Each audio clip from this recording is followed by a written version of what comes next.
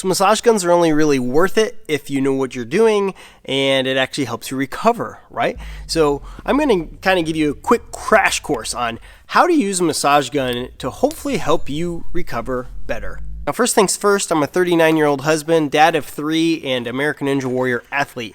So trying to keep up with not only my kids, but these other incredible athletes is not easy.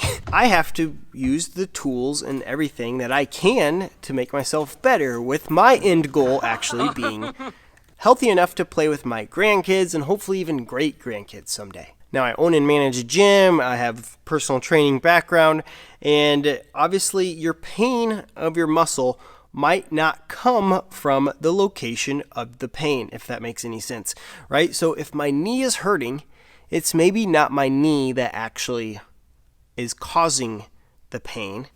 It's just where I'm feeling the pain, right? So the muscle that might be tight could be up in my hip, and often is your hip or IT band, which is causing your knee to get torqued. Your muscle running down your entire leg here, okay?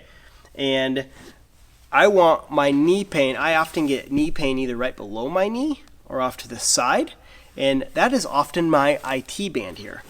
Now, this is my waistband, right?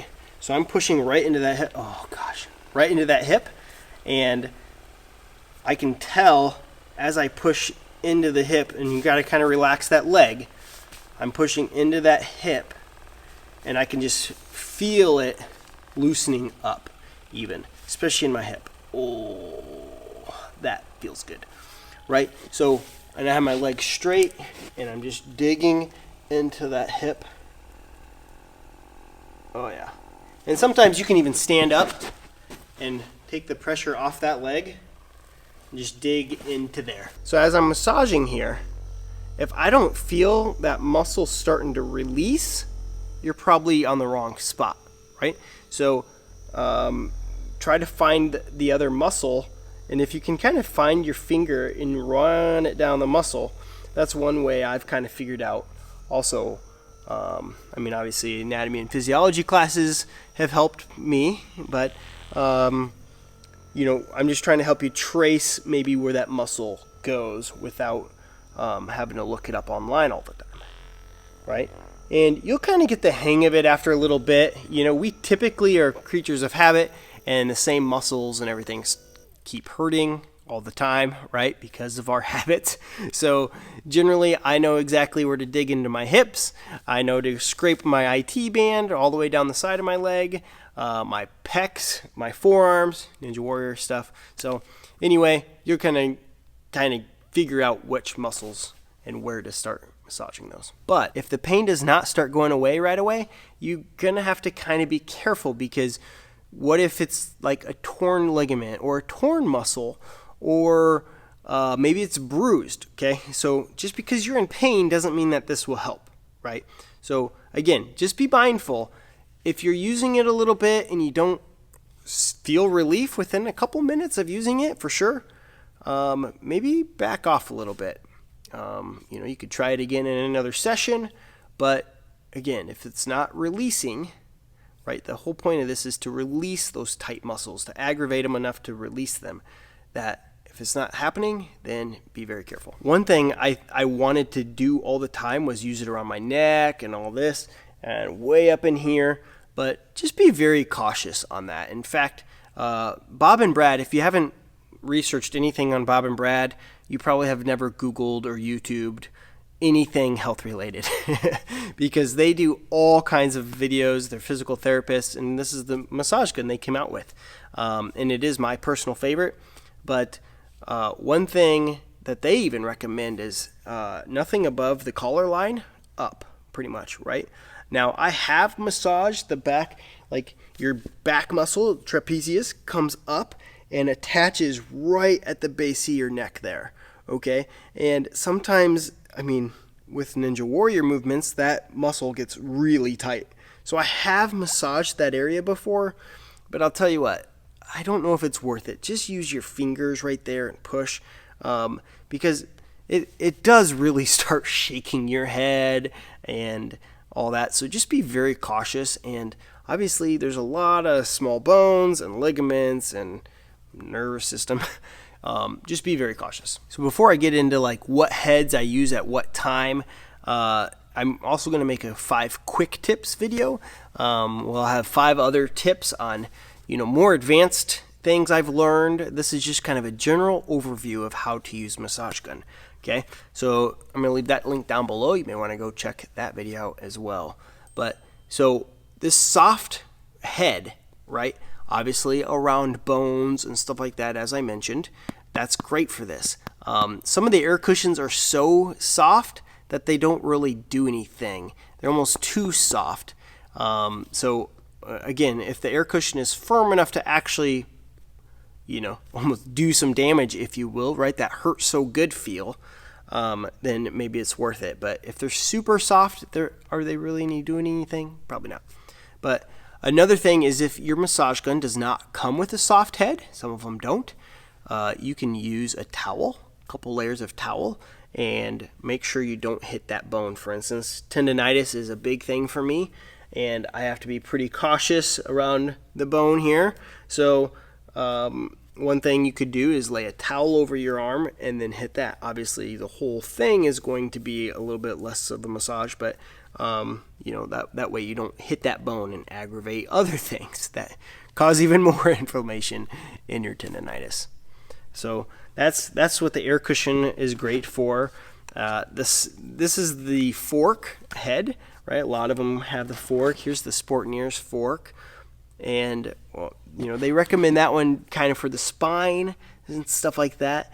I've actually used this for all kinds of things, and one of them I like is actually the forearm. Believe it or not, I feel like I can dig in both sides right here, right down the muscles, and I don't know if it's the double hit you're kind of getting in a way or what, but it's definitely a unique feel, and that's one thing I actually prefer this on.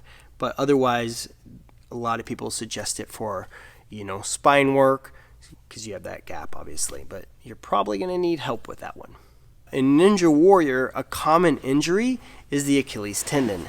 Now, the Achilles tendon, there's a great way to use the fork, and you just kind of go up and down right here on the fork on either side of that Achilles tendon, and that actually works really well if you ever need to do that.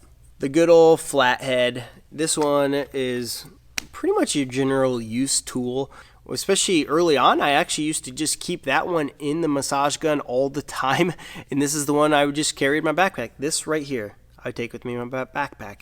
I wouldn't need to bring this, even though it's small, I wouldn't have to bring this small carrying case with me with other heads because I didn't need the other heads. This one is pretty much a do-it-all type of head.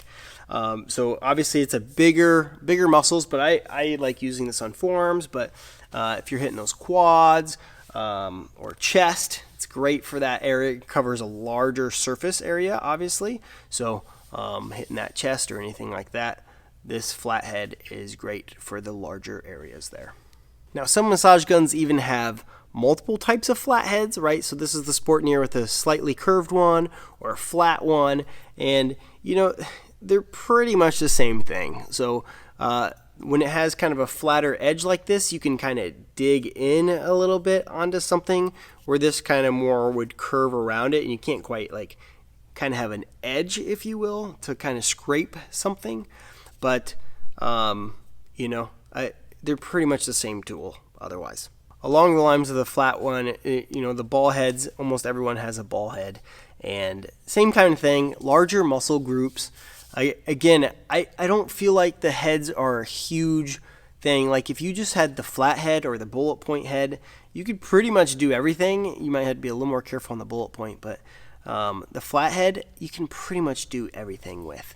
But the ball, same kind of thing, more of a general purpose, bigger muscle tool. But I've used it for everything.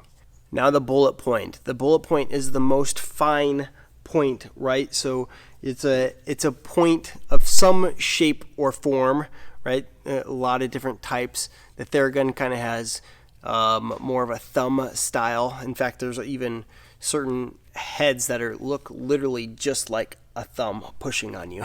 And I think it's kind of the game of massage guns, right? What's their unique feature that each massage gun has, that they have to come up with their own unique heads. I've even done the Med Cursor massage gun that has a heated element, which is kind of unique and kind of cool, but it's not really needed, okay? You really only need a couple heads and you're going to be totally fine. Now, the bullet point is obviously the smaller the surface, right? The deeper you can really go. So this is going to be one that I like to dig my hips, right? Really get deep in there because it's going to be nasty. The biggest thing is, remember, the pain might not be coming from where, you know, all the muscles are tight. So for instance, tendonitis, I get tendonitis right here, but one of my favorite places to massage is my lower pec, right? 2 fingers below my collarbone, boom, right there. I can tell when my tendonitis is tight. It's not right now, actually. I can feel it all the way through here, and I just massage here, I massage my bicep, and then hit my tendonitis in my forearm. So anyway, I hope this helped. If you have more questions on massage guns, I just wanted to make this. I get a lot of questions on how do you even use these massage guns. I've been using massage guns now for a couple of years, and it's helped me recover quicker and just be able to keep up with my kids. Leave questions down below. Till next time. See ya.